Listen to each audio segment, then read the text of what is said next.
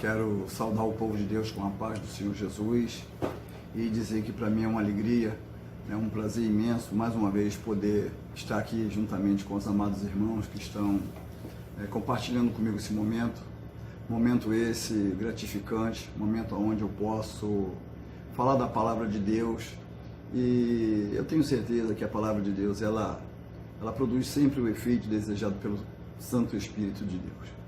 Vou fazer uma oração, pedindo que Deus venha revelar sua palavra, porque nós começamos e aí ficamos na dependência do Espírito Santo de Deus. E vamos orar em nome de Jesus. Senhor Deus e Pai, Deus amado e bendito, Deus santo e poderoso, Pai, Criador dos céus e terra, Deus que tudo sabe, vê e pode. Graças dou a Ti, meu Deus, por mais essa oportunidade que me é concedida, meu Deus querido e adorado, de poder transmitir a Tua palavra, Pai amado. Palavra que produz mudança de vida, palavra que vem falar o coração daquele que tem dúvidas, Senhor.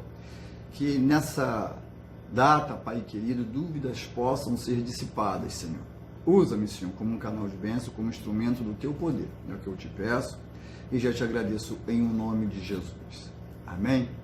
Eu quero deixar para a meditação da igreja no livro de João 14, 23, que diz assim: se alguém me amar, guardará minha palavra, meu Pai o amará, e viremos para ele e nele faremos morada. Queridos, eu quero trazer uma palavra de esclarecimento na data de hoje, tá? Esses dias eu falei, algumas pessoas questionam por que nós temos que aceitar Jesus, e eu falei alguma coisa sobre isso. Hoje eu gostaria de falar qual é a vantagem de aceitar Jesus, qual é a vantagem de se render ao senhorio de Cristo, o que a gente vai ganhar com isso, Muitas pessoas se questionam em relação a isso. Para que eu tenho que aceitar Jesus? Para que eu tenho que ir para uma igreja? O que eu vou ganhar com isso? O próprio Jesus foi questionado em relação a esse assunto. E eu gostaria de compartilhar com os amados irmãos algumas vantagens que nós vamos ter quando aceitamos Jesus como Senhor e Salvador. Alguma coisa que Deus vai fazer, dentre tantas, que a gente vai ser um diferencial daquele que ainda não recebeu Jesus como Senhor e Salvador. Esse dia eu pregando, eu falei sobre o ladrão da cruz. Um recebeu Jesus como Senhor e Salvador. O outro, ele conhecia Jesus, sabia que Jesus era bom, sabia que ele fazia milagres, sabia que ele tinha poder, mas ele queria servir Jesus do jeito dele. E não é assim. Sabemos que não é assim. Nós temos que servir Jesus, nós temos que servir a Deus, do jeito do Senhor Jesus, não do nosso jeito. Aquele ladrão queria servir do jeito dele, do jeito pessoal dele. Não. Como tem muitas pessoas que hoje querem servir a Deus, conhecem a Deus, sabem que Deus é maravilhoso, mas somente saber que Deus é bom, acha que é o suficiente.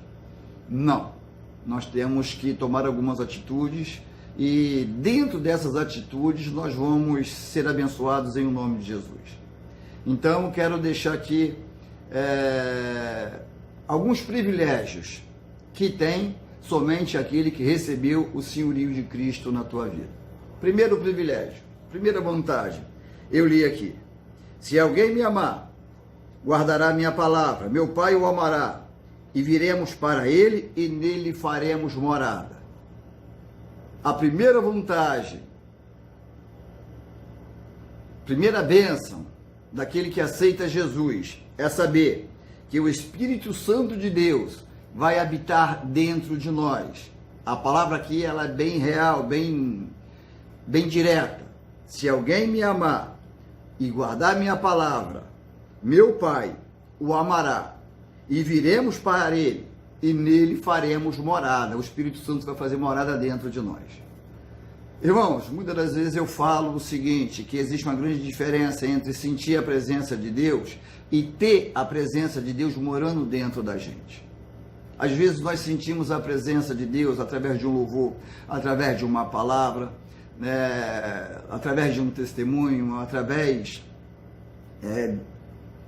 de uma vitória que nós recebemos, ouvimos alguém contar, sentimos a presença de Deus. Mas entre sentir a presença de Deus e ter a presença de Deus, há uma grande diferença, irmãos. Há uma grande diferença. O Espírito Santo de Deus, ele é misericordioso. A Bíblia diz que nem todo aquele que diz Senhor, Senhor vai entrar no reino do Pai que está no céu, mas é aquele que faz a vontade do Pai, aquele que faz a vontade de Deus. Então, meu irmão, se você recebeu o senhorio de Cristo, se você aceitou Jesus, a primeira coisa que acontece na tua vida, a primeira vantagem, o Espírito Santo de Deus, ele vem e passa a fazer morada dentro de você. Aquele espírito mundano que existia, que tinha uma legalidade na tua vida, que tinha um direito de atuar em alguma área da tua vida, ele é expulso. A Bíblia diz que ele sai e o Espírito Santo ele começa a habitar dentro de você e começa uma nova vida. A Bíblia diz que as coisas velhas já se passaram e tudo se fez novo. É como você nascer de novo. Na verdade, é um novo nascimento. Então, irmão, tenha isso em mente. Sentir a presença de Deus é uma coisa. Agora, ter a presença do Espírito é você estar fazendo a vontade de Deus, caminhando com Jesus, procurando ser obediente à palavra do Senhor, renunciando aos desejos da carne, aos desejos do coração, renunciando a tudo aquilo que possa entristecer o Espírito Santo de Deus. Então aqui já está uma grande vantagem, eu creio que é a maior de todas, é saber que o Espírito Santo ele faz moradia em você. Ele fala, eis que estou à porta e bato, se você abrir a porta do teu coração, eu vou entrar e vou fazer morada. E quando você abre a porta do teu coração, ele entra, ele passa a morar dentro de você, ele se torna íntimo teu. Ele se torna um teu amigo íntimo. É aquela pessoa mais próxima, mais real que você pode ter na tua vida. É o Espírito Santo de Deus. Quando você dobra o joelho, quando você clama, ele está ali. Ele intercede, ele fala ao teu coração, ele revela o que você precisa saber, ele te orienta, ele te dá o discernimento que você precisa para viver nesse mundo terrível. Nós estamos atravessando e eu vou deixar isso registrado porque, quem sabe daqui a alguns anos eu vou ver essa mensagem e vou lembrar que essa mensagem foi gravada quando nós estávamos no meio de uma grande pandemia. O mundo está passando um momento único na face da Terra. Creio que nunca houve um momento como esse. Um evento grandioso foi o dilúvio. Mas esse mal que está assolando a Terra, não, ele é único. Eu creio que é o princípio de dores. E nós estamos no meio da pandemia, creio eu assim. Mas Deus, ele é com a gente. O Espírito Santo de Deus, ele habita dentro da gente. E vocês prestem bem atenção numa coisa que eu vou dizer para vocês, eu falo sempre aqui para a igreja. Quando eu tenho uma oportunidade, nós tomamos as medidas corretas, usamos máscara, não ficamos aglomerados, estamos de quarentena, tudo isso tem que ser feito porque nós somos obedientes. Mas nada disso adiantaria se não fosse o Espírito Santo de Deus morando dentro da gente. Nada disso ia adiantar se Deus não tivesse no controle da nossa vida. E Ele está no controle da nossa vida. Portanto, guarda isso, você que recebeu o senhorio de Cristo na tua vida, o Espírito Santo ele passou a fazer moradia dentro de você. E a Bíblia diz, não extinguais a presença do Espírito Santo do teu coração, da tua vida. Não deixa ele não deixa você. Ele não me deixa, mas eu posso deixá-lo.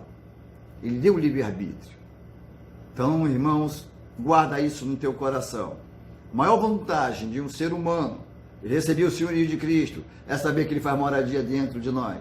E ele não habita em templo feito por mãos humanas. Antigamente, no Antigo Testamento, ele habitava na Arca da Aliança. Ali manifestava-se a presença do Todo-Poderoso, do Altíssimo. Mas nós estamos na dispensação da graça, onde Ele, pela sua infinita misericórdia, nos deu esse privilégio de ter Ele morando dentro de nós. Que Deus continue nos abençoando. Outra vantagem né? Outro privilégio que nós temos quando nós recebemos o senhorio de Cristo na nossa vida. João 17,15 diz o seguinte: Pai, não peço que os tire do mundo, mas que os guarde do mal.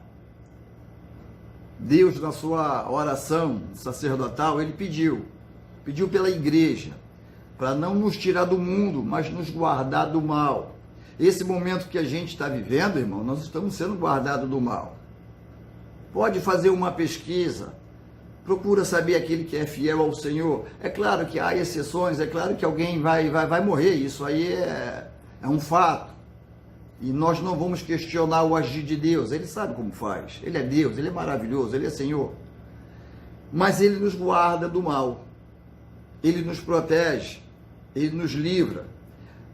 Semana passada eu ouvi alguns testemunhos, e todo testemunho, né, foi um testemunho de vitória. Cada testemunho que a gente escuta, cada testemunho que alguém dá, é um testemunho de bênção, de vitória, é um testemunho de livramento, é um testemunho de conquistas, ou seja, é um testemunho do agir de Deus na nossa vida, é um testemunho de poder de Deus nos livrando e nos guardando do mal, de uma enfermidade, de uma situação adversa.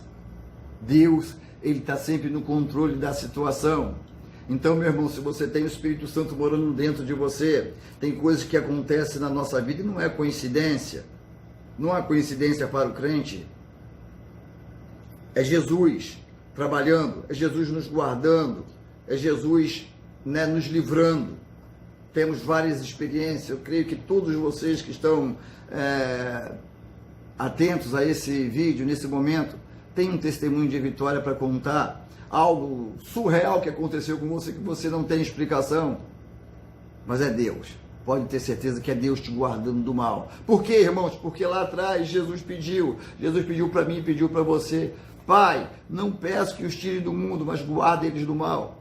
Nós estamos no mundo. O mundo, ele é um sistema governado pelo maligno, mas nós estamos guardados pela mão do Altíssimo, guardados debaixo da sombra do Onipotente. Louvado seja o nome do Senhor.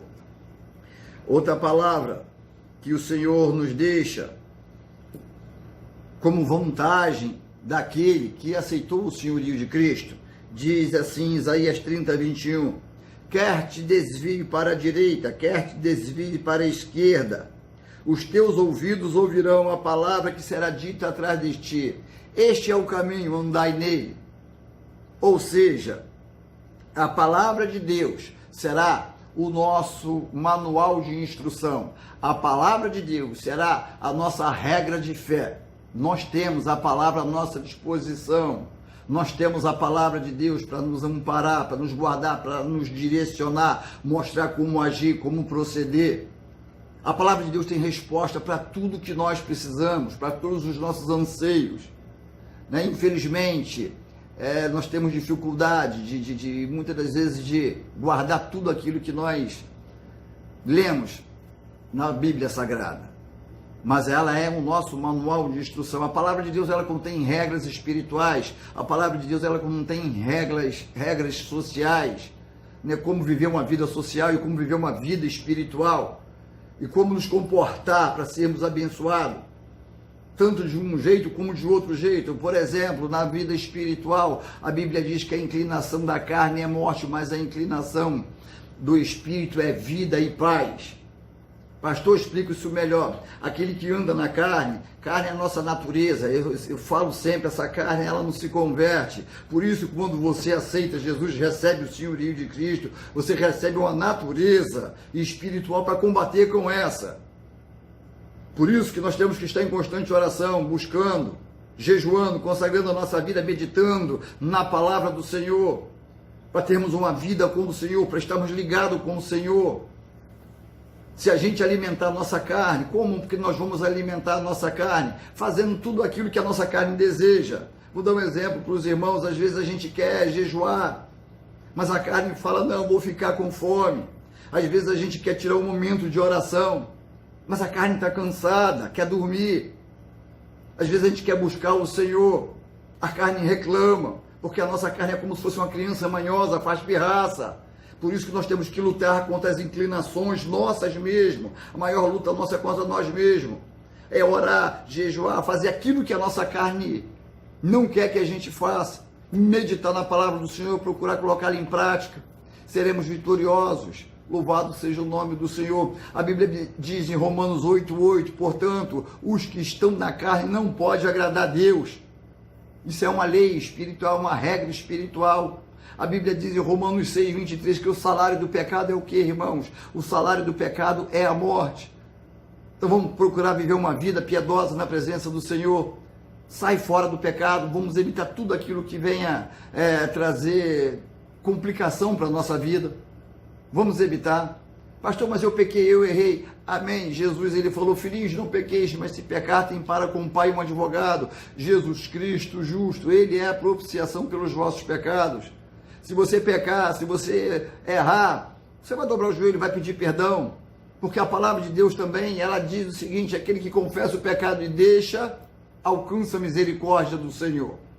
Jesus Cristo, ele vai ser o teu advogado. Ele pagou o preço de resgate pela tua vida. Outra regra espiritual, e presta bem atenção nessa parte, que eu vou ler, é 2 Pedro 2,19, já a parte final do versículo, que diz o seguinte, de quem o homem é vencido, do mesmo ele se torna escravo. Quem é que tem vencido você? Quem é que tem me vencido? Quem é que tem levado vantagem na nossa vida? Droga. Eu era escravo do cigarro, eu era escravo da bebida. Hoje, muitos são escravos da cocaína, outros são escravos da pornografia, outros são escravos de jogo do bicho, sei lá, né? Outros são escravos de sentimentos que pode fazer a gente perder a salvação. A Bíblia diz em Provérbio 10:12, o ódio excita contendas, mas o amor cobre todas as transgressões. O ódio, ele traz contenda, mas o amor vai cobrir toda a transgressão. E a Bíblia diz, ela faz uma comparação, o ódio ao pecado do homicídio. Aquele que odeia o seu irmão como se ele estivesse praticando um homicídio. E a Bíblia diz que os homicidas não herdarão o reino dos céus. Devemos ficar atentos nessas palavras, nesses versículos. Na vida social, irmão, a gente vive uma vida social, a gente vive num mundo difícil, temos que ter sabedoria, temos que ter direção para poder passar os dias, atravessar esses dias, porque os dias são maus. A Bíblia diz o seguinte, 1 Tessalonicenses 4:11, procurai viver quietos e tratar dos vossos próprios negócios e trabalhar com as vossas mãos. Isso é uma regra social. Viva quieto no teu canto. Procura viver bem com todo mundo. Procura viver em paz com seu irmão, com seu vizinho. Não se intrometa em questões alheias. A Bíblia diz também em 1 Coríntios 15:33, não vos enganeis, as más conversações corrompem os bons costumes. Isso é uma regra social. Cuidado com quem você tem conversado, cuidado com quem você tem interagido, cuidado com aquilo que você tem ouvido e cuidado com aquilo que você tem falado. Cuidado. O ambiente, ele forma um indivíduo, somos produtos do meio. Se você começar a conviver com pessoas que falam muita besteira, muito palavrão, coisas indecentes, automaticamente vai chegar uma hora que você vai falar alguma coisa que entristece o Espírito Santo de Deus. Por quê? Porque a Bíblia diz, e ela é o nosso manual de instrução, que a má conversação, ela corrompe o bom costume. Com quem nós temos conversado? Devemos ter esse cuidado. Tem um versículo que eu gosto muito, que é Provérbio 16:7, que diz o seguinte, sendo o caminho do homem agradável ao Senhor, até seus inimigos faz que tenha paz com ele.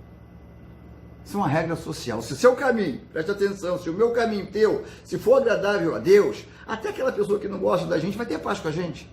Tem pessoas que, só porque você é um servo de Deus, só porque você é uma mulher, um homem de oração, você vai produzir no coração dos outros uma inveja, um espírito contencioso. Mas, se o teu caminho for agradável a Deus, não é nem perfeito, é agradável, Deus vai tocar naquele coração e vai ter paz contigo. Louvado seja o nome do Senhor Jesus. Deixa eu ver outra vantagem aqui. João 3,36, que diz assim, todo aquele que crê no Filho tem a vida eterna, mas todo aquele que rejeita o Filho não verá a vida, pois sobre ele permanece a ira de Deus. Ou seja, nós temos que ter a certeza da nossa salvação, irmãos. Eu já tive questionamento sobre isso. Já vi alguns irmãos falar, a gente não pode ter certeza da salvação. Temos que ter certeza da salvação, sim. Se você está em Cristo Jesus, se você tem uma vida com Deus, você tem que ter certeza da tua salvação. Um dia um irmão discutiu comigo dizendo que não podia ter certeza. Eu falei que podia. Só que ele tinha um conhecimento maior do que o meu e eu me calei. Mas eu cheguei à conclusão seguinte, eu não posso ter certeza se daqui a um ano eu serei salvo, porque Deus, ele disse para mim o seguinte, e fala para você também, ser fiel até a morte, dar-te a coroa da vida. Temos que ser fiel até a morte, porque por um momento a gente pode perder a nossa salvação. Pode, pastor? Pode sim, irmãos, pode, não se engane, não se engane.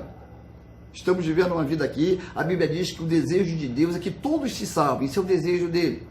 Mas nós temos o livre-arbítrio, nós temos o direito de escolha, e isso é manifestação do amor de Deus. E preste bem atenção no que eu vou falar para você. O amor de Deus, ele é sublime. O amor de Deus, ele é perfeito. E onde existe amor, existe liberdade. E onde existe liberdade, existe opção. Pastor, que opção é essa? Opção de escolha. Quem tem liberdade, ele tem que optar entre dois caminhos, certo ou errado. Deus, ele deixou a liberdade lá no céu, a manifestação do amor dele lá no céu, se demonstrou através da liberdade que ele deu para os anjos celestiais. Tanto é que um anjo, o mais bonito de todos, pegou essa liberdade. Ele poderia servir ou não servir ao Senhor, amar ou não amar o Senhor. O pecado existia? Não, não existia. Mas a possibilidade do pecado surgir, essa sim existia. O inimigo da nossa alma, que hoje se chama o diabo, ele pegou essa possibilidade e tornou essa possibilidade em fato. E aí, deixou o orgulho, a arrogância entrar dentro do coração dele. E ele disse, eu vou fazer meu trono nas mais altas nuvens e serei semelhante ao Altíssimo. E ali o pecado, ele começou a vigorar no universo. Então, irmãos, prestem bem atenção. Aonde tem amor, Deus é amor. Mas se ele é amor, ele te deu a liberdade. E aonde tem liberdade, existe a opção. Servir a Deus ou não servir. Fazer a vontade ou não fazer. Ficar firme nos caminhos dele. Ou se afastar do caminho dele. É opção tua. Senão Deus seria um Deus injusto. Não, Deus não é injusto, ele é maravilhoso. Ele é tão maravilhoso que ele quer de você amor. Imagina, vamos raciocinar junto. Imagina um dia, você lá no céu, Pai, Filho e Espírito Santo, sentado numa nuvem celestial, olhando para aquele grande rebanho que estará lá em cima. Um dia na eternidade, ele olhar para mim, olhar para você e saber que você pagou um preço, que eu paguei um preço para servir a ele. E nós estamos aqui porque nós queremos servir a ele, é por amor. Não somos obrigados, não, ele não obriga ninguém. O pai vai olhar para o filho e falar, meu filho está lá o meu servo, está lá a minha serva. Eles estão aqui porque pagaram um preço de sangue, pagaram com a própria vida, mas não negaram ao chamado, não negaram o meu nome em momento algum. Eles tiveram a possibilidade de me negar, mas eles não negaram. Eles tiveram a possibilidade de me abandonar, mas eles não me abandonaram. Glórias a Deus, louvado seja o nome do Senhor Jesus. Fica firme nos caminhos do Senhor, seja fiel até a morte. Basta cada dia o teu mal, cada dia é uma luta que nós travamos, amados, cada dia é uma luta que você vai travar, mas vale a pena servir Jesus, vale a pena buscar Deus, vale a pena se render aos pés do Senhor, vale a pena estar se humilhando diante do Senhor, reconhecendo a tua total dependência dele, vale a pena. Tem vantagem nisso aí. Pastor, qual é a vantagem? É essa que eu estou passando para vocês. Louvado seja o nome do Senhor. Você vai ter a certeza da salvação. Glórias a Deus. Deixa eu contar para vocês um fato que aconteceu aqui na igreja com um irmão, 2 primos meus. Era uma semana que eu tinha pregado e aquela semana eu estava angustiado, estava triste. porque foi uma semana que eu tinha pregado muito duro, e quando um pastor ele traz uma palavra muito dura, na verdade, a Bíblia diz que a repreensão no momento que ela é aplicada, ela não é motivo de gozo, de alegria não, mas sim de tristeza, mas ela vai produzir um fruto pacífico no coração daquele que se deixar exercitar pela repreensão. E foi uma semana que eu tinha falado muito, pregado muito, tinha exortado muito a igreja, e alguns irmãos estavam talvez abatidos, porque tinham sido repreendidos. E eu não queria, naquele dia, era um dia de Santa Ceia, a igreja estava cheia, eu não queria pregar a palavra de Deus, aquele dia eu não queria, eu estava me recusando, eu estava querendo ficar tranquilo, eu queria dormir sossegado, porque, amados, é difícil para um pastor, muitas das vezes, nós temos a obrigação de comunicar a igreja, comunicar ao povo de Deus, um estado pecaminoso. Nós temos a obrigação de alertar o povo de Deus que aquele caminho é ruim. E quando as pessoas recebem uma palavra que confronta com o pecado dele, uma palavra que entristece o coração dele, o pastor também fica triste, o pastor também fica abatido. E eu estava um pouco abatido. E deixa estar que eu pedi um irmão para trazer a mensagem naquele dia, era um dia de Santa Ceia do Senhor. E o irmão se recusou, o outro também não estava passando bem, o outro estava com problema na garganta. Eu falei, meu Deus, eu vou ter que pregar hoje. E eu não queria pregar. E de repente eu falei assim, bem, já que não vai ter gente para pregar, eu vou pregar nessa noite. Sou pastor da igreja, é obrigação minha, era um dia de Santa Ceia. Alguns pastores não quiseram pregar, mas era para mim pregar mesmo. E escolhi uma palavra, falei, hoje eu vou trazer uma palavra para massagear o ego desse povo, vou trazer uma palavra para alegrar o coração desse povo. Escolhi aquela palavra em Pedro 2,9, que diz o seguinte: vós sois a geração eleita, sacerdócio real, nação santa, povo adquirido, povo que eu tirei das trevas e trouxe para a maravilhosa luz de Cristo. Falei, essa mensagem é a mensagem ideal, vou pregar essa mensagem hoje, vou deixar o povo alegre. Mas deixa estar que, com sinceridade, eu não sei se foi o vento do ventilador, se foi o Espírito Santo, virou uma página da minha Bíblia, e quando eu olhei, tinha uma palavra de exortação, uma palavra de conserto, uma palavra de perdão. Eu falei, meu Deus, eu não vou pregar isso não, uma palavra dura, eu não me lembro qual era, mas era uma palavra dura.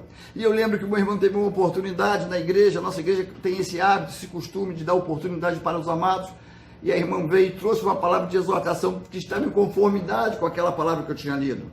E a outra irmã também, a mesma coisa. E ali alguma coisa entrou dentro do meu coração, e eu sei que era o Espírito Santo de Deus que se manifestou dentro de mim, senti uma alegria, senti um fogo arder no meu coração, e avisei a igreja, olha, se prepare que a palavra hoje não vai ser uma palavra de deixar o coração alegre não, mas uma palavra de conserto. E orei, e preguei, e naquele dia, queridos, eu falei sobre perdão.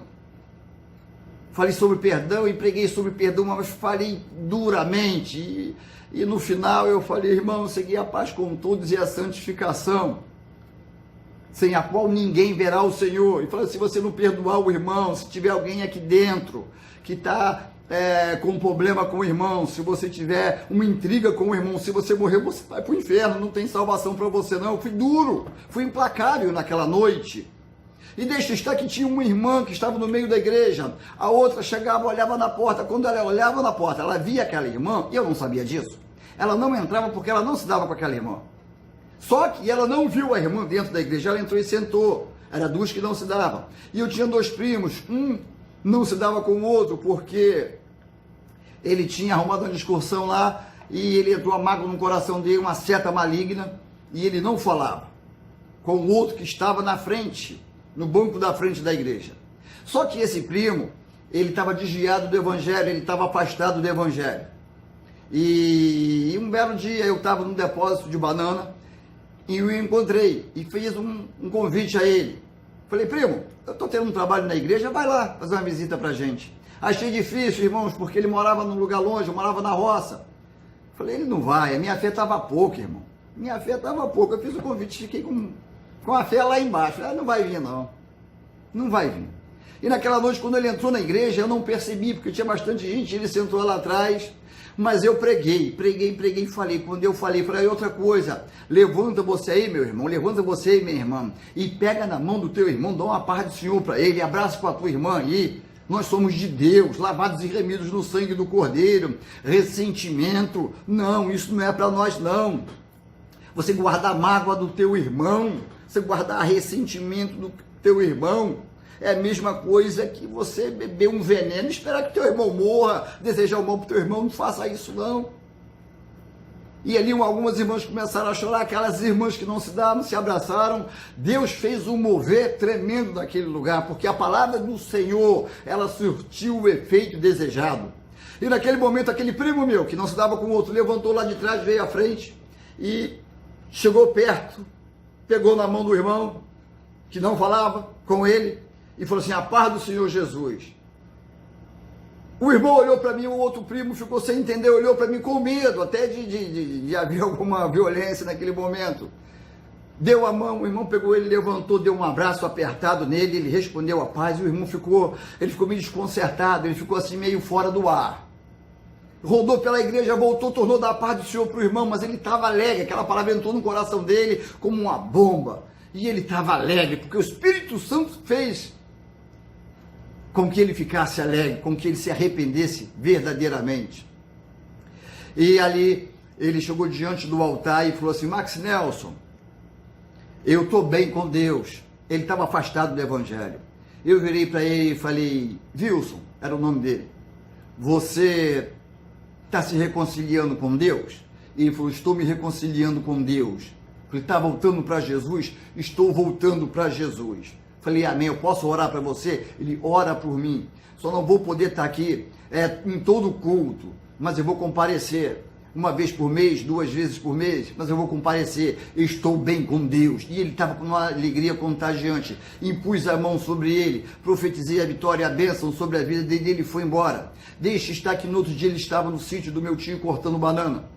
Um pastor aqui da igreja que foi lá buscar a mercadoria, quando chegou lá com os empregados que não são evangélicos, não eram crentes, né, se espantaram com a atitude dele. Ele estava trabalhando, mas ele cantava, ele louvava, mas louvava com o coração, com a alma. E quando eles chegaram, ele gritou lá do morro: a paz do Senhor Jesus, amados. E alguém que não era crente falou assim: agora sim, esse camarada é crente de verdade. E passou o dia cantando, alegre na presença do Senhor. De tarde ele pegou um cavalo dele, montou e foi para o sítio, para a casa dele. Quando foi atravessar a Dutra, na travessia, a nova Dutra tinha feito uma reforma na pista, a Dutra que vai para São Paulo aqui. O cavalo dele bateu numa muretazinha que tinham fechado, era um lugarzinho que ele passava com o cavalo, já na beira da noite. O cavalo bateu e voltou. Quando voltou, um carro veio, pegou ele, matou ele com um animal e tudo. E naquela noite o Espírito Santo falou comigo: olha, aquela palavra que você pregou que foi dura, que aborreceu, talvez algumas pessoas ficaram... Ela produziu o efeito que o Espírito Santo de Deus desejava na vida daquele que precisava pedir um perdão. Querido, por favor, em nome de Jesus, você que está ouvindo essa mensagem, se tiver alguém na tua família, se tiver alguém com quem você não fala, com quem você tem um ressentimento, sai disso. Somos de Deus. Somos de Deus. Se fizeram mal para você, perdoa, libera perdão em nome de Jesus. Libera o perdão e tu vai ser abençoado em nome do Senhor Jesus. Vou terminar a mensagem deixando mais um versículo que se encontra em Lucas 18, 29, que diz assim: Jesus disse: em verdade vos digo que ninguém há que tenha deixado casa, ou pai, irmão, mulher, filhos, pelo reino de Deus, e não receba muito mais nesse mundo e no mundo vindouro a vida eterna. Pedro, ele era um apóstolo de Cristo. Pedro era um camarada interesseiro, e certa feita ele perguntou a Jesus: Senhor, nós largamos tudo para te seguir, nós largamos tudo para te servir. O que é que nós vamos ganhar com isso? Qual é a vantagem que nós teremos nisso, Senhor? A gente não tem nem lugar para dormir direito, eu estou cansado, eu estou estressado, Jesus. Estou aborrecido, estou entrando em depressão, Jesus. Aí Jesus liberou a palavra para ele, uma palavra de fé. Falei: olha, Pedro, o negócio é o seguinte: em verdade eu digo para você, Pedro, ninguém há, não tem ninguém que deixou pai, filho, mulher, por amor de mim, que não receba desse mundo muito mais, e no mundo que está por vir a vida eterna. Eu creio que Pedro olhou para Jesus e falou assim: Jesus, valeu, vale a pena te servir. Eu vou continuar fazendo a tua vontade, louvado seja o nome do Senhor. Amados, guarda essa palavra no teu coração. Deixei aqui só alguns exemplos, são N situações, são muitas as vantagens que nós temos por servir a Cristo, por andar no caminho estreito e apertado, caminho difícil, caminho que às vezes a gente vai se achar sozinho, caminho que a gente vai sentir angústia muitas das vezes, mas é o único caminho que nos conduz à salvação da nossa alma. Que Deus te abençoe, meu irmão. Guarda essa palavra no teu coração e medite na palavra do Senhor, que você vai encontrar muitas outras vantagens daquele que serve a Cristo em espírito e em verdade. Amém? Um abraço, fiquem com Deus e até a próxima, assim permitindo o Senhor, em nome de Jesus.